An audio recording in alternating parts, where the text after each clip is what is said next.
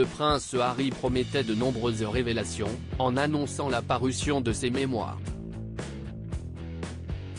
Il ne mentait pas.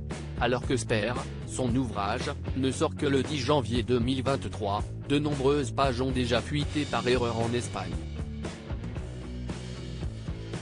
Et elle comporte un nombre incroyable de détails savoureux. On en apprend, notamment, davantage sur la première fois du duc de Sussex avec une femme plus âgée. On découvre également quelques détails curieux à propos du pénis du prince Harry.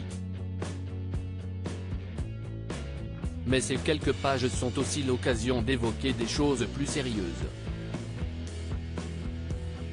Notamment sur la paternité, rôle qui tient particulièrement à cœur à l'époux de Meghan Markle.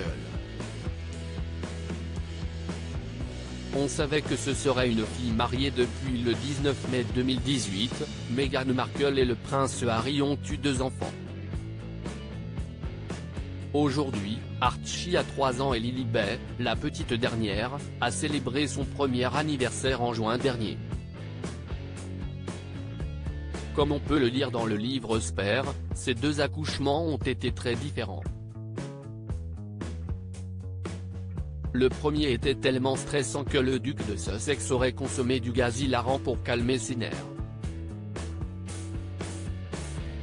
Pour le deuxième, en revanche, le jeune papa se serait senti investi d'une mission.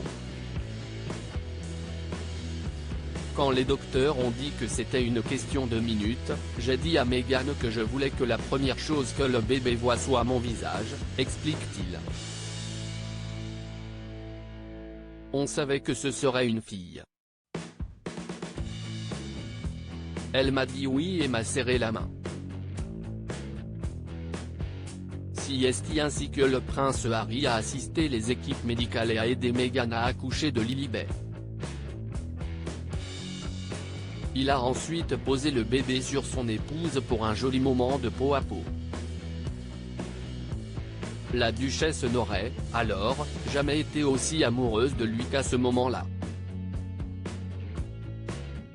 À propos de bébé et de grossesse, Harry confirme dans Spare une rumeur qui rôde depuis de nombreuses années, celle qui disait que Meghan Markle lui avait volé la vedette à la princesse Eugénie, le jour de son mariage, en annonçant qu'il attendait leur premier enfant. C'était donc vrai.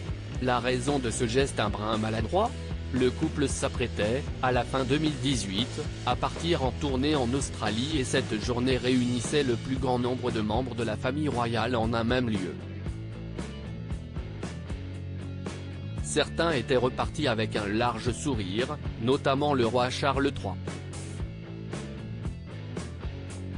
D'autres non, évidemment, pas plus appréciés que ça.